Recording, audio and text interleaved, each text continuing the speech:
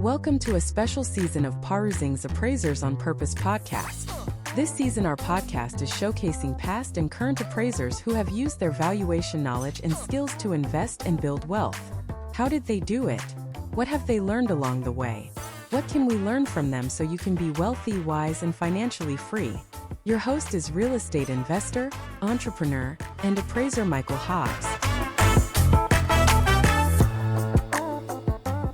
Well, welcome, friends, to another, it's definitely informative, it's definitely engaging, and I would go so far as to say inspiring episode of Perusing's Appraisers on Purpose podcast. This is our special season 11, where we're getting an opportunity to talk to people that are not just in and around the appraisal profession, but also investing. Huge believer that why shouldn't the appraiser be the most affluent individual in and around the transactions? Because they got all the good and they got the goods. They got the data. They know how to do the research. They know how to do the analysis. They can even tell you what's happening in the future. They're the fortune tellers. Well, I am so excited to have Katie with us. But before I introduce Katie, I need you to do what you can do. And that is press that subscribe button. Boy, that is just like pouring Miracle Grow on your beautiful plant. It just brings good things to life and spreads the goodness out in the universe. So more and more people every single week continue to come across this podcast, and they're getting so much value out of it. Getting to connect with people they didn't even know were in the industry, getting opportunities that weren't even present for them before they'd come across an episode. So I just want to thank you for your generosity. Thank you for your effort. But more importantly, thanks for having Katie. Katie, thanks for joining us. Thanks for having me. Oh, fantastic. Well, Katie, we're honored to have you as part of this season 11. What's fascinating is your experience is a little bit different approach than others, and your time in the industry is a little bit different. So it's a fresh, unique perspective. So with that, we'd love to know, how did your life come to intersect the appraisal and valuation profession? Were you born this way? Well, I am actually in the process of becoming an appraiser and getting into the valuation. So the answer is absolutely no. There's no chance you were born this way. I will say I was born a very curious person. I love to solve problems. I love puzzles. I have spent my career in the nonprofit world in unique situations that I've often had jobs that people don't understand what I do or are difficult to explain. It's usually behind the scenes, really looking at what are some of the challenges and figuring out how to address those, the things that don't fit in that box.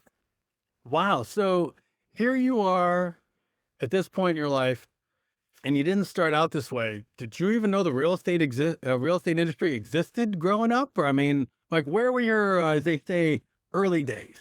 They were not in the real estate industry. So I don't have a family with a real estate background. I do have family that has worked in the lumber industry, and construction. And so I've been around that side of things. I think for me, my discovery of real estate really came in my 20s. So I worked with organizations like Habitat for Humanity and Youth Build, who were building homes for low-income families and trying to provide housing, and then kind of, had friends who were real estate agents, started listening to Bigger Pockets, and started developing a vision for my own small real estate empire that I am working on. So that as my retirement plan, that's kind of been for the last probably 8+ years, has been my side gig that I have going on in the background. Yeah, I love that. So I heard you say that you had an opportunity to be in or alongside a program like Habitat for Humanity. A lot of people know about Habitat, but some people don't. What are they? What do they do? What impact do they have? Yeah, I will say Habitat for Humanity is one of my favorite organizations. They have such a great mission of providing safe, affordable housing for families. And their model is that the families that are selected are part of the building process. So they are, from the ground up, they are building on their home. They're putting in sweat equity, in addition to taking classes to learn how to manage their finances, to understand what it means to be a homeowner, how to maintain their home once it's done.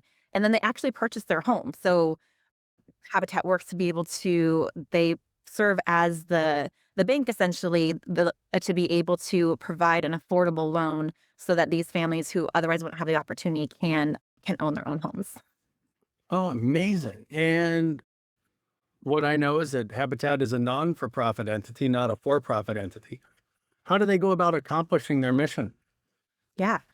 So they have donors, private donors who support them. They they use volunteers in building houses. Companies will partner with them and sponsor things.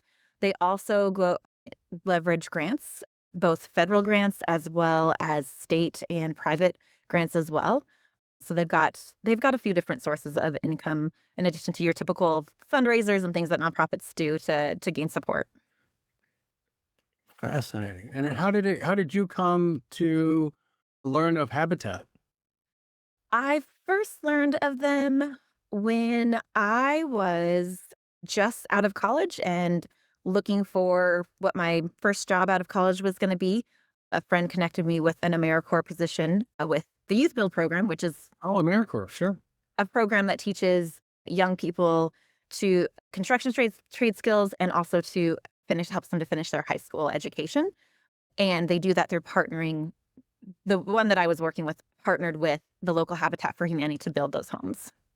Fascinating. So here you get this opportunity to get involved in not-for-profit endeavors early on in your professional career. You get exposed to the housing industry and the importance of providing safe shelter for individuals.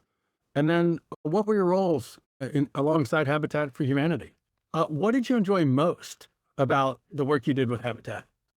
Yeah, that's a hard question to answer. I enjoyed a lot of different aspects of that work. I think it's really encouraging to see in Habitat how many people come together to make that work and how people give of their time, and also that you have so many different levels of experience and knowledge who are supporting that work. They joke that Habitat for Humanity homes will withhold any storm because volunteers use twice as many nails as contractors. But I think for me personally, I got the opportunity to be involved in a lot of different aspects, which I really appreciated. I was coordinating volunteers, so I had the opportunity to be on the construction site, to go through our red hat training and to learn, get familiar with tools and what it was like to be on the construction site. I worked with the families in getting into the program and then walking through everything that they needed to do to be ready and supporting them in that process. And I even got the opportunity to close a house, which was not something I had envisioned. Wow. Yeah, it was very exciting, and we were very short-staffed at the time. I learned a lot, and I am very grateful to my board members who were a real estate agent and a title officer who were able to help me through that process. Amazing. Wow, congratulations on that. How long you were involved with Habitat?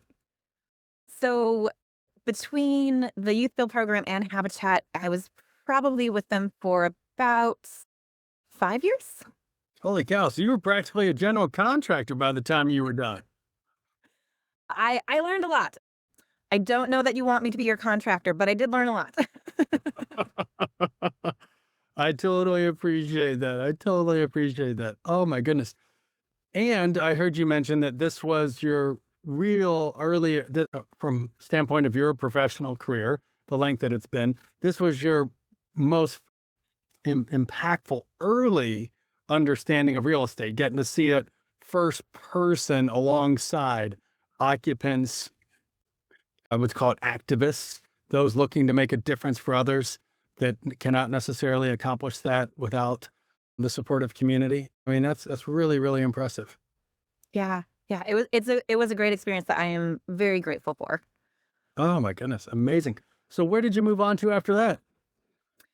So I actually moved on from that work to the world of workforce development, Oh, interesting. where I worked with employers and with local training programs, working with youth and adults to be able to learn skills and be able to improve their employment, their employability, and find better employment opportunities. And so in that space, I still was a little bit tied to Habitat in that we had an internship, a training opportunity for youth in initiative in 4 counties to build job skills. And so one of the things I did in that space was to help make those connections and create those opportunities, which some involved construction and other industries to really also be able to not just help the individuals, but to be able to help our businesses who are in need of people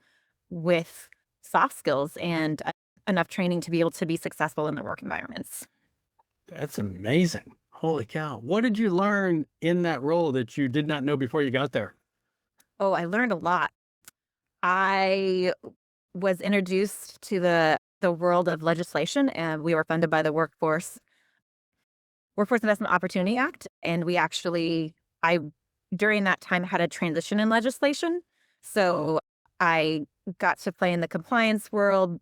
I managed grants, really got to understand the workforce system that I had no idea existed in terms of, people talk about the employment center or the one stop or American Job Center, depending on what part of the country you're in, but really understanding all the systems and partners and organizations and the funding that goes into making those happen, and the efforts to be able to tie industry's needs with ensuring that individuals in our community have access to employment.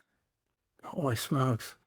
Amazing kind of stuff. Now, were you still in and around real estate directly or indirectly or not at all when you took on that opportunity? I would say it was pretty indirect at that point. During that time, I did buy my first property. So, Oh, wow. Congratulations. What did you buy and where did you buy it? yeah, I bought a 4-bedroom house that had an ADU, and I bought it with the intention to be able to rent out the ADU and rooms within the house. And so my goal, which I was successful in, was for the house to pay for itself. And for the most part, it was able to do that.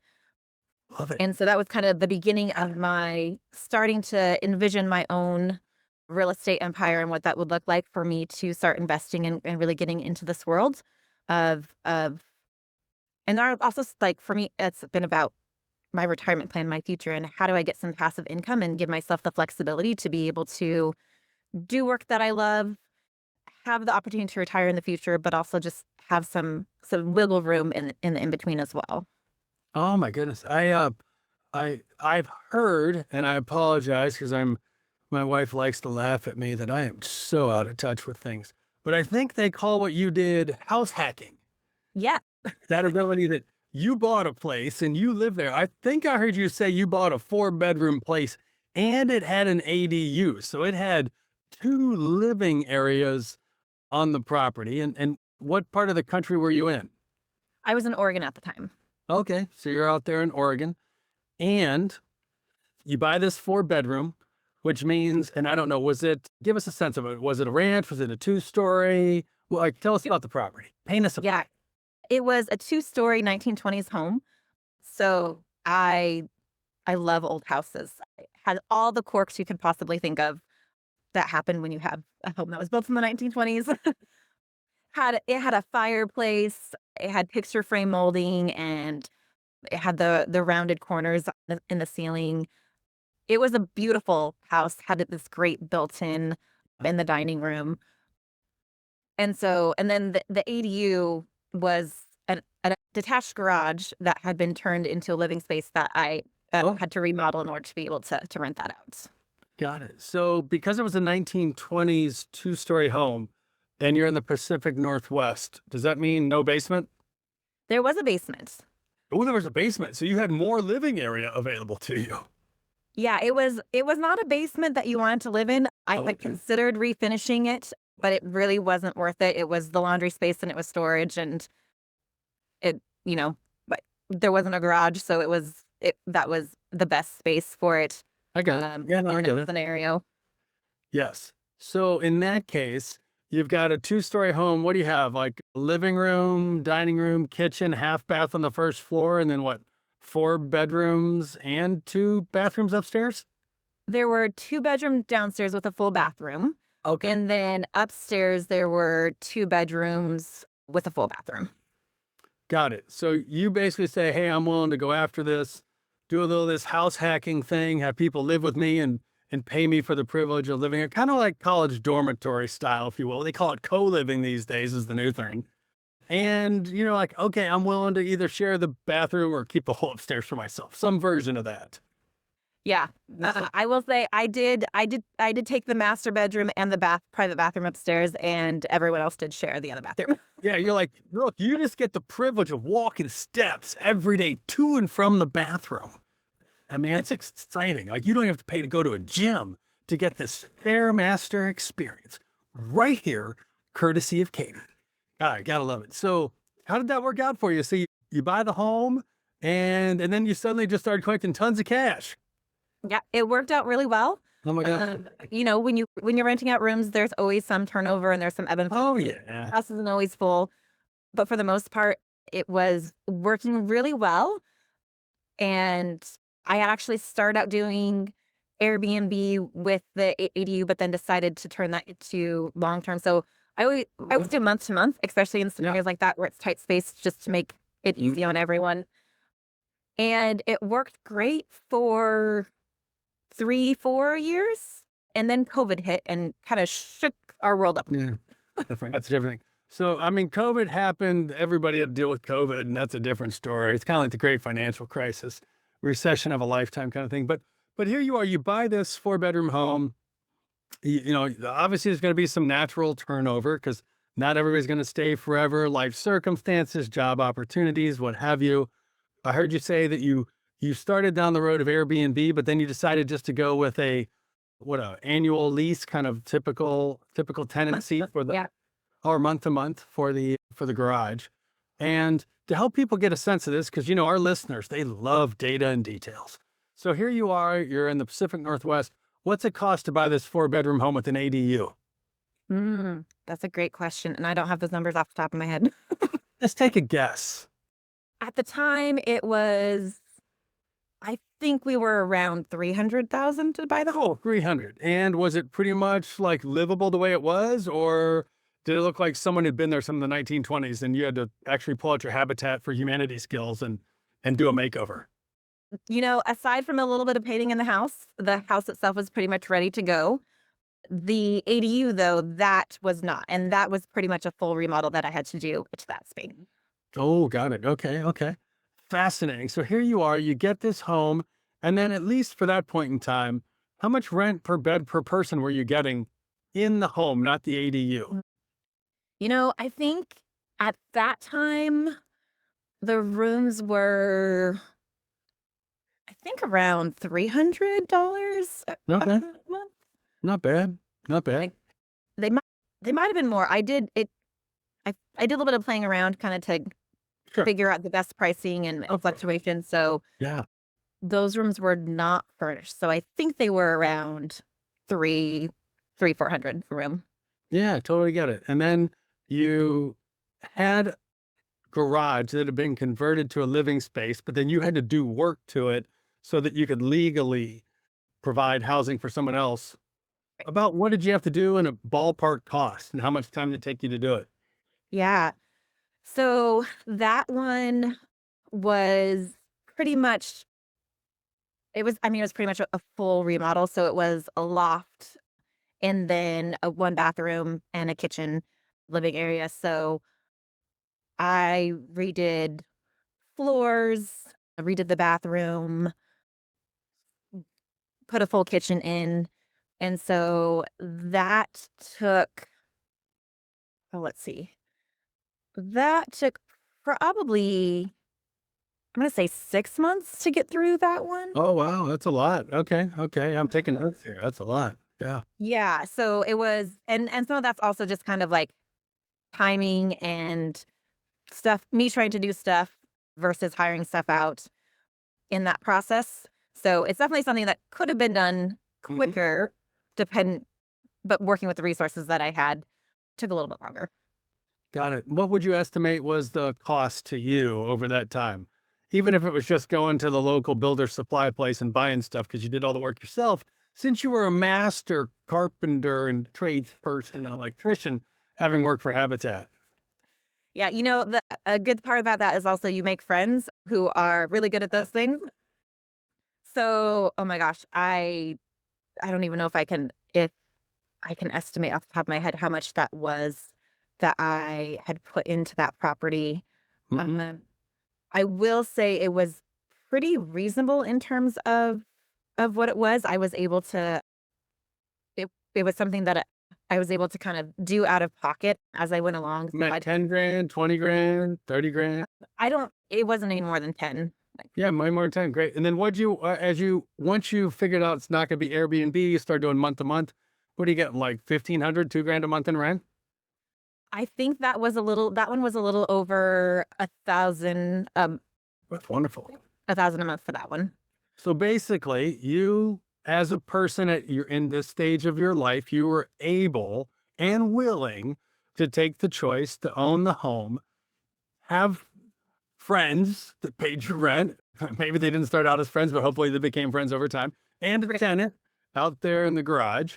And so, you're getting somewhere between like $200 and $2,500 a month, and you're living for free in your home. Yeah. That's amazing. Why did you stop? I always ask why you stopped, because you said, because I know you're not there any longer. Or maybe you didn't. Maybe you actually kept the home and it's still running and you live in another part of the country now. Yeah. So I did go ahead and sell that property. And it really is a very sad COVID story.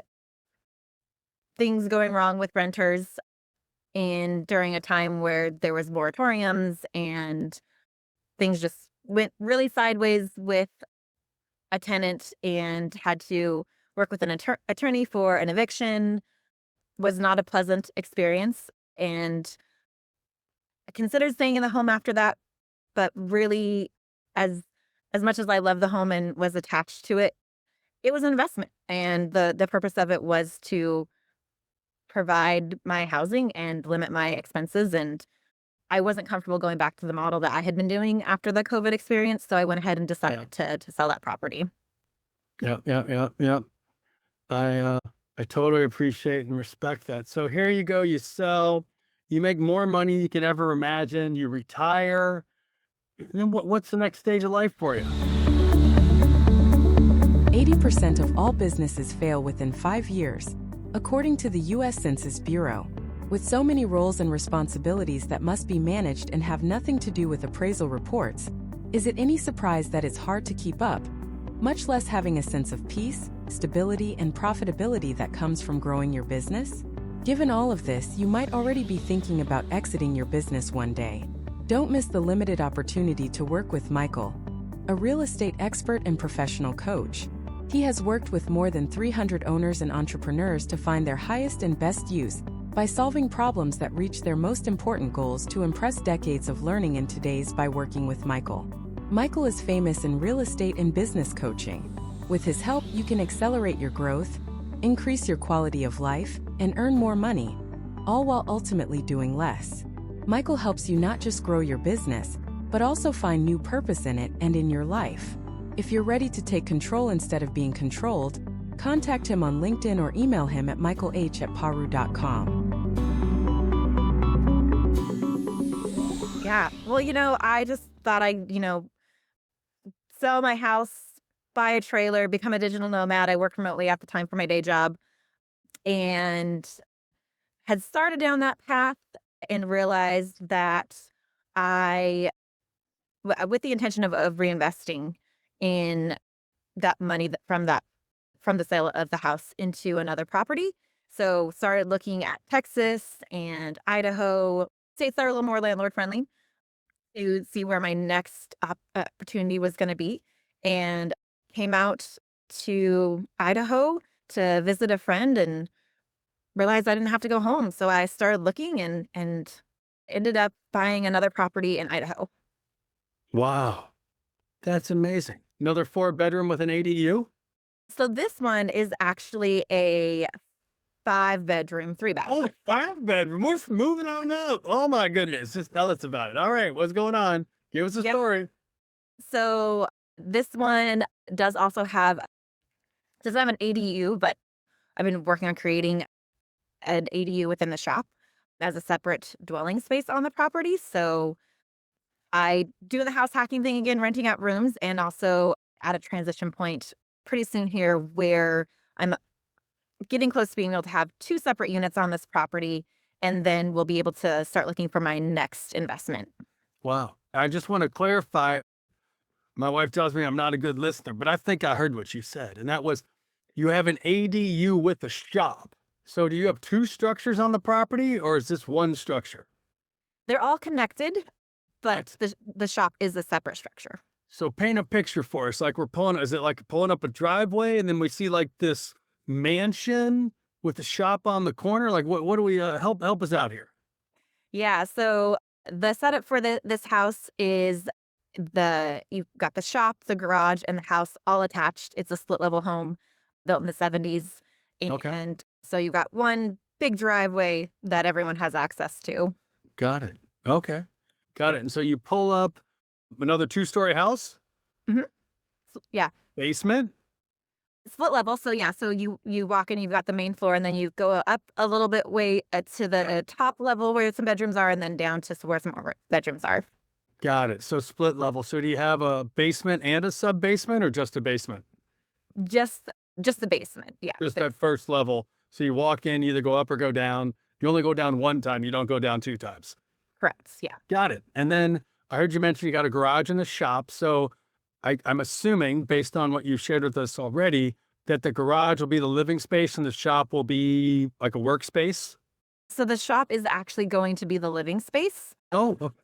The garage will stay attached. Will stay with the house as far as a rental space, and then the shop will be a separate living space. Oh, okay. So there'll be more like an artist loft kind of thing, like live work. Mm-hmm. Yeah, kind of more like a studio kind of feel. Oh, nice. And is it multiple levels, one level, mezzanine? Like mezzanine, it's got a loft. Okay. And then so it's got 2 floors. Oh, fascinating. And was this already built out when you got there, or tell us about what you're doing? It was partially built when I got here. But the shop was kind of like my vision for being able to create that separate space and be able to really have the property generate more income and be able to do what I want it to do. Oh, fascinating. Love that. Love that. And so here you go. You're moving on up. You got this 5-bedroom home. It's a split level. So it's what, 2 down with a bathroom, 3 up with what, 2 bathrooms? Mhm. Yes. And do you finally get your own bathroom now, or do you got to send everybody else down to the basement? I do have my own bathroom. Yes. Yes. Congratulations. That also needs more rent from the other people on the same level, because I don't have to walk so many steps. Like, oh, I got to pay you less because I got to walk to the bathroom. My goodness. Right. Good for you. That's amazing. And so how long you been in this next property? So this property, I am coming up on, I just passed 3 years. Oh, congratulations. Headed towards year 4. And then on average, what do you get for rent per bedroom in that market? You get 500, 1,000, 1,500? So these rooms are furnished. And in this area, I actually started out targeting traveling nurses. Oh, that is a phenomenal business. We're going to have to talk about this when most people don't even know what's available. Yeah. Oh my goodness. And so because the rooms are furnished, Yeah. and they're really kind of set up so folks can like engage or not engage as much as they want Yeah. in the house. I'm Mhm. expecting that there's going to be turnover. So rooms can be between $800 and $900 a month. Oh yeah. Yeah. That traveling nurse, same thing with stews. Although your airport's not going to be as conducive to that. But yeah, the traveling nurse gig, that's phenomenal. Wow. So here you've got 4 bedrooms. You're getting about $800 a month, 3,200. Then you're going to have this live workspace loft-ish thing. What are you going to get? Another 1,500, 2,500 bucks a month for that place? Yeah, at this point, I'm thinking probably 1,500. We'll see how it goes. Good for you. So basically earning $5,000 and living for free. That's the plan. I love it. That's so inspiring. Congratulations. Thank you. That is so good to hear. Good to hear. And you said you want to get this loft thing taken care of and then go on to your next project. What do you think your next one's going to be?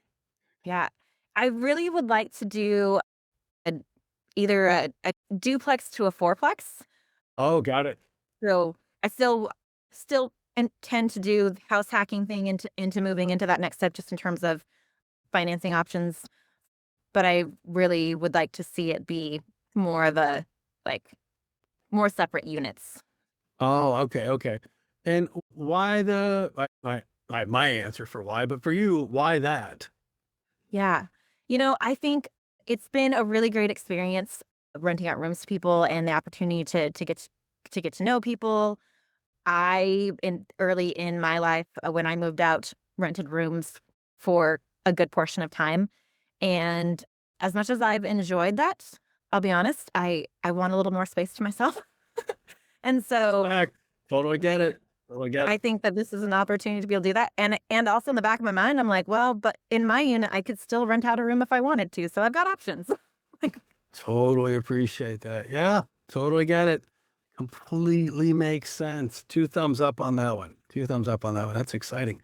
And normally we also spend a little time talking about the appraisal experience. Now, granted, most of the discussion we had prior to talking property was around your involvement in the non-for-profit space. How did you come to connect with the property appraisal and valuation industry?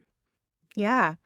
I've worked in the nonprofit world for the last 15 years and have really been feeling like it's time for me to find my next step in my career, and also align my side gig and my passion for property and love for real estate with my full-time gig, and not have those be separate things or be a side thing going on. And so as I kind of started looking at my ultimate goal of investing and having more properties and how to get there, and what are the things that would support me in doing that in terms of the ability to learn and gain skills, started looking at different opportunities and stumbled across appraisal work.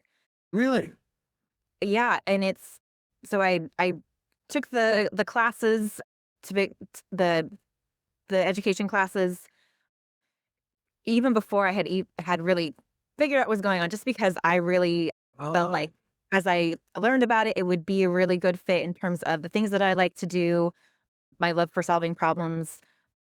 I like to play with numbers. And so, yeah, have been digging more and more into it and have finished my education and am currently looking for a supervisor so that I can continue in this space.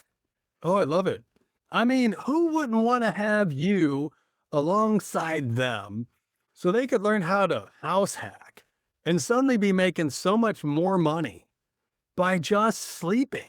I mean, I don't know. I mean, it's a pretty good gig. I mean, maybe if you're a mattress tester, that's the way to go. But barring that, I mean, granted, there's some trade-offs. I mean, there can be some significant trade-offs. But what I hear you saying is that you have not once, but now twice proven that you can be paid to live in your own home Hmm. in exchange for some trade-offs. Right. Absolutely. Some people would say the trade-off is negative. Others would say it's positive. I, by chance, happen to sit in your camp at your point in life, because that's exactly what I did when I first relocated to Chicago. We were renting a place and the neighbor put their place up for sale. We're like, well, I think I could buy that. And I did. And my two roommates became my tenants. And like they were still my room. We were still roommates together. But now we literally moved next door, the exact same property. It was a little townhouse, 1,200 square feet total above grade, had another 600 square foot lower level. So think 3 boxes on top of each other, unfinished basement, had a little laundry room down there. First floor, living room, dining room, kitchen with a half bath upstairs, 3 bedrooms and a bathroom. And I was like, I was living with, 2 roommates. What was the big deal? They kept paying the same amount of rent. But now I was the owner landlord and they were paying rent. I'm like living for free in the exact same place. The only difference is I had to put a down payment down, which was, I'd saved up a little bit of money, not a lot, saved up a little bit of money. And then I started remodeling it. They had to live through the remodel. That was the only downside. They were generous about it. I bought a lot of pizza and beer, but it seemed to be a good trade-off. And then I finished the basement and turned it into another family room, dug in a basement bathroom and created another bedroom and a different friend of mine, like really acquaintance, I don't remember even how we had connected, had mentioned that I had this basically private level inside the unit. And they're like, I'll give you $800 a month. So suddenly I'm like, I'm getting $2,000 a month to live in a place. And I'm like, this is good. At the end of the month, even after taking my roommates out for drinks regularly, I still had cash in my pocket. I'm like, I'm getting paid to live here. This is the best. It was so good. A year later, I bought the unit on the other side of me, rehabbed the whole thing, turned it in from 3-bedroom bath and a half to 4-bedroom, 2.5 bath. And I was getting a couple $1,000 a month in rent, never paid a dime into that thing out of my own pocket. And I'm like, why wouldn't you do this? I'm like, this is the best. Now, granted, life went on. A couple years later, I did get engaged, and my fiance said under no terms, no negotiated terms, nothing. Like, we're going to be together. You have no roommates except for me. And I'm like, but that she's like, I'm like, I'm just kidding. Of course, I wouldn't actually have roommates, us being engaged, living in my place. She's like, but I don't want to live in your place. So I literally gave her a hammer and said, you can go we can go remodel anything you want. And I put X's on a couple walls. Like, you can't hit these walls because we can't change. Like, these are structural, or this is plumbing, like there's a few, but like anything else, we can pretty much change. And here's I think back then it was Behr, B-E-H-R. Here's the Behr paint scheme, like 5 million paint colors. You can pick any colors you want. We'll paint any walls. She chose like 11 colors. I'm like, oh my gosh, this is painful.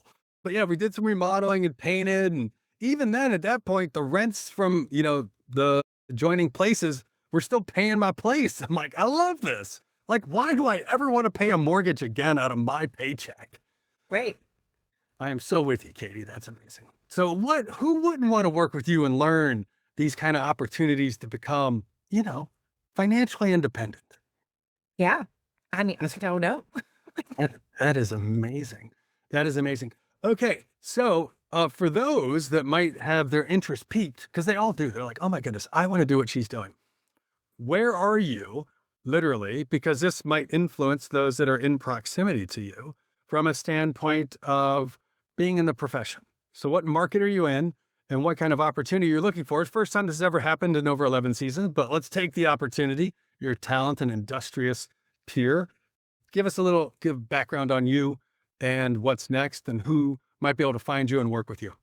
Yeah. So I am located in North Idaho. I am looking at being able to be certified and work in Washington, Idaho, and Montana, given where I'm located, pretty central to those places. And yeah, would love to connect with anyone. Helpful tips or opportunities to even just do some shadow and connect. Would love to connect with people. The best way to connect with me is probably through LinkedIn, which is just my first and last name, Katie Stubblefield. Yeah, and then we'll have, as we do with all of our guests, we'll have your name in the show notes. It'll be in the title, of course, in the show notes as well. So we'll have that for you. But no, Katie, I really appreciate you coming on, joining us, sharing us a little bit different perspective, not the typical one when people think of real estate investing. And congratulations on what you've accomplished so far. And I'm really excited for what's next. Thank you. Wonderful. Well, friends, as I mentioned to you, there are all kinds of opportunities, so many different ways, as they say, to look at what's ahead and see what's possible. Probably not something you were thinking about. Maybe it's a point in life that's not available to you. But then again, you may start to see offering memorandums, as I have, pointing out co-living as a whole different way. It's basically like dormitories. You build a 3 or 4 bedroom unit. It has some common amenities, and they pay really big rents to have their own essentially bedroom suite. And certain primary markets around the country are seeing some real success with this. So who knows? Maybe that's your current opportunity, or you're like, no chance. I'm just going to go buy that 4 unit that Katie was talking about. So whatever it may be, more power to you. Always informative, always engaging. Thanks for liking the podcast. Thanks for sharing. And hey, if you know some other people that have been in and around appraisal and investing, definitely have them reach out to us. We've only got 2 spots left on season 11. But we're thinking maybe season 14, we're going to revisit this because the feedback has been phenomenal. People love this idea of becoming independently wealthy by using what they already know and applying. Katie, thank you again for joining us. Thanks. Thank you for listening to Perusing's Appraisers on Purpose. Your enjoyment, enthusiasm, and encouragement are contagious. What an honor to highlight the paths and achievements of our guests. Thank you for doing what only you can do, clicking subscribe, clicking like, and then sharing this with 2 peers. When you signal to Spotify, LinkedIn, and YouTube that appraisers are valuable, everyone's life and work are elevated. We'd love to hear from you. Post a comment and then message on LinkedIn. Again, thank you for your time listening in on Perusings. Go create the change that you seek.